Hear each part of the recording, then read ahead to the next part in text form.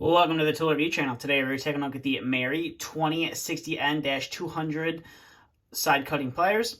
Now, when I first saw these, I was super impressed with the very first pair of Mary pliers that I had picked up, and I decided might as well pick up a pair with a crimper because as you've seen in some of my previous reviews, that I have started to actually enjoy pliers that do have crimpers on them as well. So I decided I would pick these up and give them a test.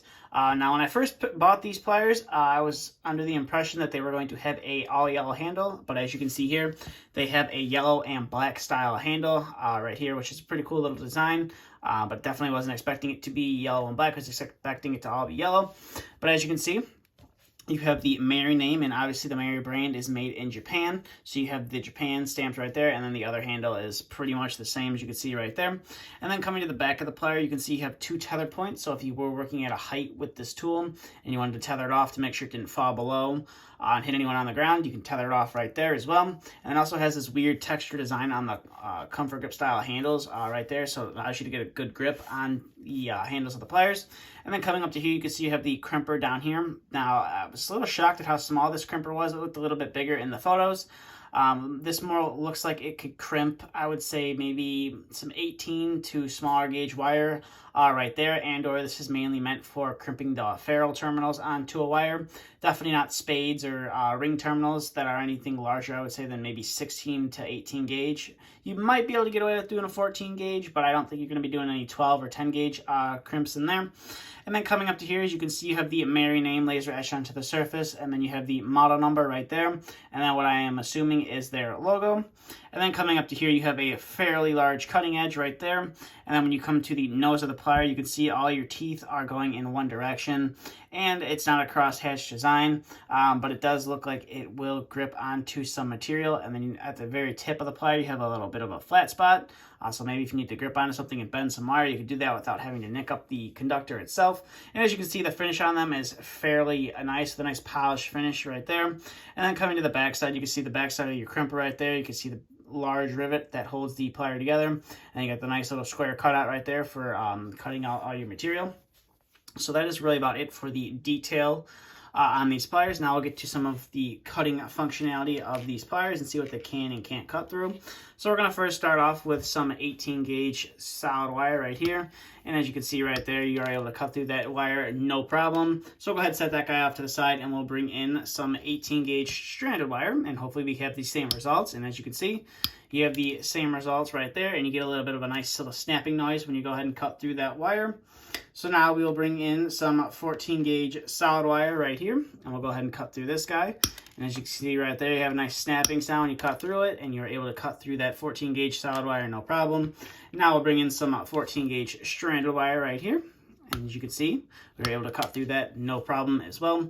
So I'll set that guy off to the side, and we will bring in some 12 gauge solid wire right here. And I'll go ahead and cut through that. And as you can see, you're able to cut through it, and you get a little bit more of a snapping action. You can definitely start to feel it a little bit more as the wire gauge gets a little bit larger. You can definitely feel it in the hands, or I should say the wire gauge gets a little bit smaller. Larger would mean that the wire gauge is getting smaller. The smaller the number, the larger the wire. So now you're going to bring in some 12 gauge stranded wire. A little bit easier to cut through than the solid wire, but as you can see, you are able to do it no problem whatsoever. So go ahead and set that off to the side, and we'll bring in some 10 gauge solid wire right here. And we'll go ahead and cut through that. And as you can see, you have a fairly large snapping sound right there, but you are able to cut through that wire no problem whatsoever. And now we'll bring in some 10 gauge stranded wire and see how well we can do there. And you have not as loud of a snapping sound, but you definitely do have a snapping sound right there, but you are able to get through it. And it does leave, if the camera will focus here, a nice little edge on that wire after you've cut it. So we'll go ahead and get off some of that stuff out of the background right there. And we'll bring in our next little wire we're going to test, which is going to be some 8 gauge stranded wire right here, and see how well we can cut through that. And as you can see right there, we are able to cut through that no problem. And if you needed to, you should be able to strip that wire no problem as well. See how sharp those teeth are, or see how sharp the jaws are, and see how much we can pull with those teeth. So as you can see right there, I do lose a little bit of grip, but I may have not cut that insulation all the way around. So we'll go ahead and do that one more time and see if we can pull off that insulation. And we're going to struggle with it right there, but as you can see, we are starting to rip it on the side right there. And And as you can see, we did start to strip the insulation off the wire, but I'm struggling a little bit here. So we'll go ahead and just cut that off right there,